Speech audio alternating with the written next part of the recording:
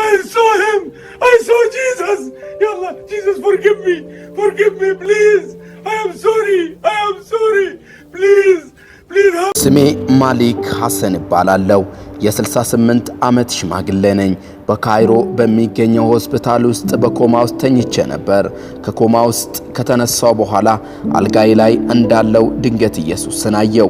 ወዲያው የዓለም ሁሉ ኃጢአተኛ እንደሆንኩ ተሰማኝና ወደ እርሱ በመጫው ኢየሱስ ሆይ ማረኝ አልኩት። ውድ የመልእክተኛ ሚዲያ ተከታታዮች ለዚህ ቻናል አዲስ ከሆኑ ሰብስክራይብ፣ ላይክ፣ ሼር በማድረግ ቤተሰብ ይሁኑ። በካይሮ ከተማ ረጅም ዕድሜ ኖሬያለሁ። በካይሮ ለ40 ዓመታት የተከበርኩ ሰው ነበርኩ። በአካባቢዬ ውስጥ ሁሉም ሰው ማሊክን ያውቀዋል። የአካባቢውን መስጊድ ቁልፎች ይዤ ነበር። በሚኖርበት አፓርታማ ህንጻዎች መካከል ትናንሽ መስጊዶች ነበሩ። ፀሐይ ከመውጣቷ በፊት በየቀኑ ጠዋት እዚያው ይሆን ነበር። ከባድ የሻተር በሮችን እከፍትና መብራቶችን አበራ ነበር። ሰዎች በተለያየ ችግር ውስጥ ሲገቡ እኔ ጋር ነበር የሚመጡት። ልክ እንደ መሰሶ ነበርኩኝ። እጅግ ሃይማኖተኛም ሰው ነበርኩ። ለሚስቴ ፋጡማ ታማኝ ባል ነበርኩኝ። ከጓደኞቼ ጋር ተቀምጠን ሺሻ እናጨሳለን። ስለ ፖለቲካ ወይም ስለ ኑሮ እናወራ ነበር። አንዳንድ ጊዜ አንድ ሰው ሃይማኖታዊ ጥያቄ ይጠይቅና ሁሉም ወደኔ ይመለከቱኛል። እኔም መጽሐፍቶችን በመጥቀስ መስማት የሚፈልጉትን መልስ ሰጣቸዋለሁ። ከዕለታት በአንዱ ቀን እንዲህ ሆነ። አስታውሳለሁ። ቀኑ ማክሰኞ ነበር። አየሩ በጣም ሞቃታማ ነበር። ከሰዓት በኋላ ጸሎት ለማድረግ ወደ መስጊድ እየሄድኩኝ ነበር። አንድ ሰው በመዶሻ ደረቴን በኃይል እንደመታኝ ኃይል ተሰማኝ። የማየት ችሎታዬ ወዲያው ደመዘዘ። ግድግዳ ለመያዝ ሞከርኩ፣ ነገር ግን እጄ ከአሻራው ድንጋይ ላይ ተንሸራተተ። መተንፈስ አልቻልኩም። ዝሆን ደረቴ ላይ የተቀመጠ ኃይል ተሰማኝ። ወዲያው የሰዎች እግር ወደኔ ስሮጥ ማየትንም አስታውሳለሁ። ከዚያም በኋላ ምንም ነገር ማስታወስ አልቻልኩም። ወደ ሆስፒታል በፍጥነት ወሰዱኝ። ዶክተሮቹ ለረጅም ጊዜ በውስጥ የነበረው ከባድ የልብ ህመም እንደሆነ ነገሩኝ። ኮማ ውስጥ ለ3 ቀናት ያህል ቆየው። ሰዎች በሆስፒታል ውስጥ ተሰብስበው ነበር። ባለቤቴ ፋጡማ በየደቂቃው እዛው ነበረች። እጄን ይዛኝ ከቁርአን ላይ ጸሎቶችን ታደርግ ነበር። ባለቤቴ ፋጡማ በየደቂቃው እዛው ነበረች። እጄን ይዛኝ ከቁርአን ላይ ጸሎቶችን ታነብ ነበር። የልጅ ልጄ ስልኩን ከኪሱ አውጥቶ ይቀርጸኝ ነበር። በዚያው አካባቢ ስለሚታወቅ ጸሎት እንዲደረግልኝ በማሰቡ ነበር።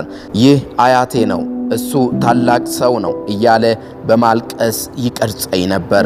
የሆነ ሰዓት ላይ ሁሉ ነገር ጸጥ አለ። በነፍሴ ወደ የሆነ ቦታ ተወሰድኩ። ከማውቃቸው ጨለማ የበለጠ ከባድ ድቅድቅ ጨለማ ነበር። በህይወት እንደተቀበርኩ ያህል ተሰማኝ። ንቃተ ህሊና ነበረኝ፣ ነገር ግን አካል አልነበረኝም። እንደሞትኩ ስለማውቅ እጅግ ፈርቼ ነበር። የመስጊድ ቁልፎች እዚህ ሊረዱኝ አልቻሉም። የጎረቤቶቼ አክብሮት፣ የፋጡማ ጸሎቶች እኔን ሊረዱኝ አልቻሉም። ከግብዝነቴ ጋር ብቻዬን ነበርኩ። ለሚሰማኝ አካል ለመናገር ሞከርኩ። ጥሩ ሰው ነበርኩኝ። ለችግረኞች ምጽዋት ሰጥቻለሁ አልኩ። ነገር ግን ጨለማው ቃላቶቼን ዋጠ። በድንገት ብርሃን ሆነ። ፀሐይ ግን አልነበረም። አንድ ብርሃን እንደ ተራራ በዚያ ቆሞ ነበር። ፊቱን ማየት አልቻልኩም። በጉልበቴ ወደቅኩኝ። እናም ማን እንደሆነ አውቄ ነበር። ምክንያቱም ማንም እንዲያስተዋውቀኝ አያስፈልግም ነበር። ኢሳ ነበር። በሃይማኖታችን ኢሳን እናከብረዋለን። ነብይ ነው ብለንም እናምናለን። ሰላም በእርሱ ላይ ይሁን እንላለን። ነገር ግን ከፊቴ ያለው ነብይ ብቻ አልነበረም፣ እርሱ ባለስልጣን ነበር። በፊቱ እንደ አቧራ ብናኝ እንደሆንኩ ተሰማኝ። ልብስ በቆሻሻ እንደሚጨቃይ ሁሉ ነፍሴ እጅግ ቆሻሻ ነበር። እነዚያ ሁሉ የማስመሰር ዓመታት ለሚስቴ፣ ለማህበረሰቤ፣ ለራሴ የዋሸውበት ዓመታት ሁሉ ተጋለጡብኝ። በዚያ ብርሃን ውስጥ ምንም ምስጢር አልነበረም። ሁሉንም ነገር ያውቅ ነበር። እነዛ ጸሎቶች፣ ኩራቶቼ ሁሉ ባዶ ነበሩ። ከእኔ ራቅ አንተ ግብዝ እንዲለኝ ጠበቅኩት። እየተንቀጠቀጥኩኝ ነበር። ድምፁ በበረሃ ውስጥ እንዳለ የውሃ ድምፅ ነበር፣ ግን እጅግ ኃይለኛ ነበር። ስሜን ማሊክ ብሎ ጠራኝ። እንደ ተወደድኩ ኃይልም ተሰማኝ። እኔን ውሸታሙን አጭበርባሪውን ሰው ወደደኝ። ፍቅሩ ለመግለጽ ከባድ ነበር። አይኖቹ በሐዘንና በደስታ የተሞሉ ነበሩ። እጁንም ዘርግቶ ጠባሳውን አሳየኝ። በእጁ አንጓው ላይ ያለውን ምልክት አየው። በዚያች ሰከንድ ውስጥ ለ68 ዓመታት ያመለጠኝን ሁሉ ተረዳው። እንዲህም አለኝ፣ እኔ የሕይወት በር ነኝ። ሸክምህን ስጠኝ፣ ውሸትህን ንገረኝ፣ አስቀድሜ ዋጋቸውን ከፍያለሁ አለኝ። በዚህ ጊዜ እጅግ ከፋኝ፣ ማልቀስ ጀመርኩኝ። እግሩን መያዝ ፈለግኩ። ለዘላለም በዚያ መቆየት ፈልጌ ነበር። መግለጽ የማልችለው እፎታ በውስጤ ተሰማኝ። በደረቴ ውስጥ የነበረው ከባድ ድንጋይ ጠፋ። የሞት ፍርሃት ጠፋ። ንጹህ እንደሆንኩም ተሰማኝ። በሕይወቴ ለመጀመሪያ ጊዜ ንጹህነት ተሰማኝ። እንዲህም አለኝ፣ እኔ ካንተ ጋር ነኝ፣ ሂድና አትፍሩ በላቸው አለኝ። ከዚያም ብርሃኑ ጠፋና የንፋስ ማዕበል ተሰማኝ። ሕመም ወደ ሰውነቴ ተመለሰ። ከዚያም አይኖቼን ከፈትኩ። ወዲያው የተሰማኝ የመጀመሪያው ነገር ተስፋ መቁረጥ ነበር። ጌታ ሆይ አንተን እከተላለሁ አለማለቴ ቆጨኝ። እንዳይተወኝ መለመን ነበረብኝ። ነገር ግን ወዲያው ትልቅ ለውጥ በሰውነቴ ተከናወነ። እኔ ኃጢአተኛ ነኝ፣ ኢሳ አልመሲ አድነኝ፣ አትተወኝ፣ ያንተ ነኝ እያልኩ እጆቼን ወደ ጣሪያ ዘርግቼ እንባዎቼ በፊቴ ወደ ጥም እየፈሰሱ ነበር። በራእይ ያየሁት እጅ ለመያዝ እየሞከርኩ ነበር። በኃይል እየጮኩ ነበር። በክፍሉ ጥግ የልጅ ልጄ አህመድ እየቀረጸኝ ነበር።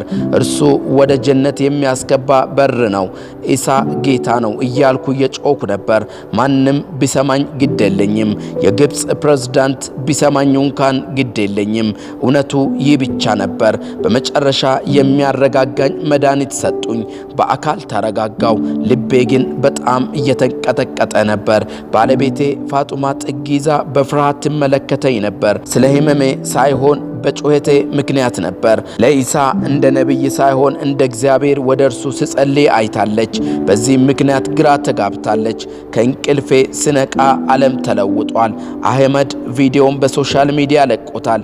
በሁሉም የሚዲያ ፕላትፎርሞች ላይ አያቴ ራእይ እያየ ነቃ ሲል ጽፏል። እስኪነቃ ድረስ በሚሊዮን የሚቆጠሩ ሰዎች ቪዲዮውን አይተውታል። የባለቤቴ እህት ቪዲዮውን አይታ ባባ ሰዎች ምንድነው የሚሉት ብላ ደወለችልኝ።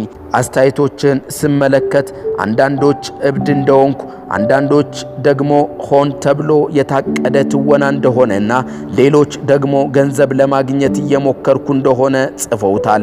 ከሃዲ ነው፣ ሃይማኖቱን የሸጠ በአደንዛዥ እጽ ሱስ የተጠመደ ነው ሲሉም ጽፈዋል። በአንድ ወቅት ሁሉም ያከብረኝ ነበር። አሁን ግን መላው ዓለም እየሳቀብኝ ነው። በቅዱሳት መጻሕፍቶች ውስጥ ያለውን አንድ ታሪክ አስታወሰኝ። እውር ሆኖ ስለተወለደው ሰው ታውቃለህ? የሃይማኖት መሪዎቹ ማን ፈወሰ ብለው ጠየቁት። እርሱም የማውቀው አንድ ነገር ነው፣ እኔ አይነ ስውር ነበርኩ እና ማየት ችያለሁ አለ።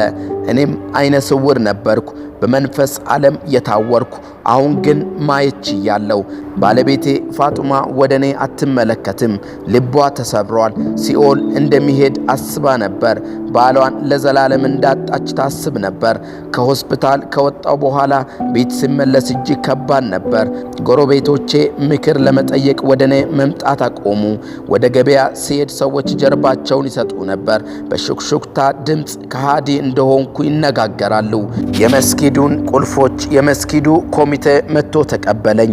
በቪዲዮ ምክንያት እንደሆነ አልነገረኝም።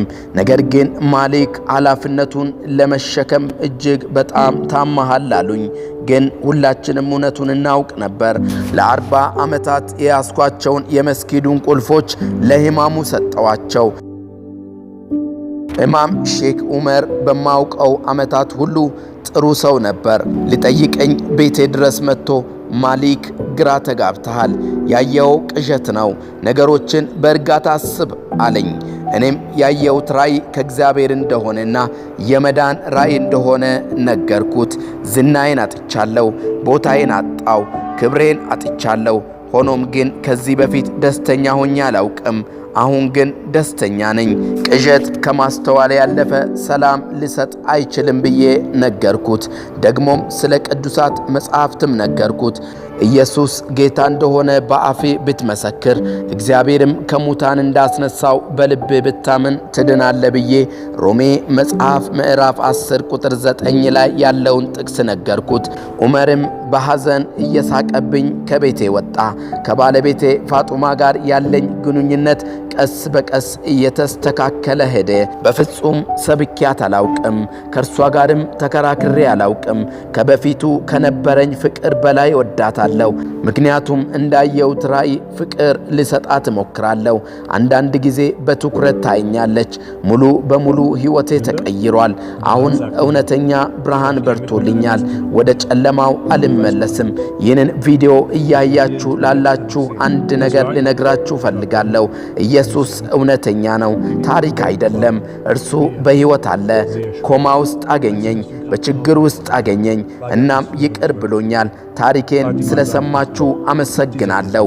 ውድ የመልእክተኛ ሚዲያ ተከታታዮች፣ ለዚህ ቻናል አዲስ ከሆናችሁ ሰብስክራይብ፣ ላይክ፣ ሼር በማድረግ ቤተሰብ ይሁኑ።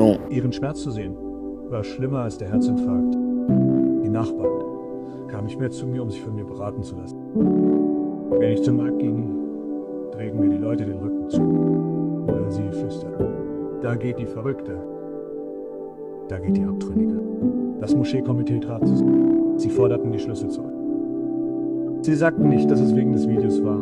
Sie sagten: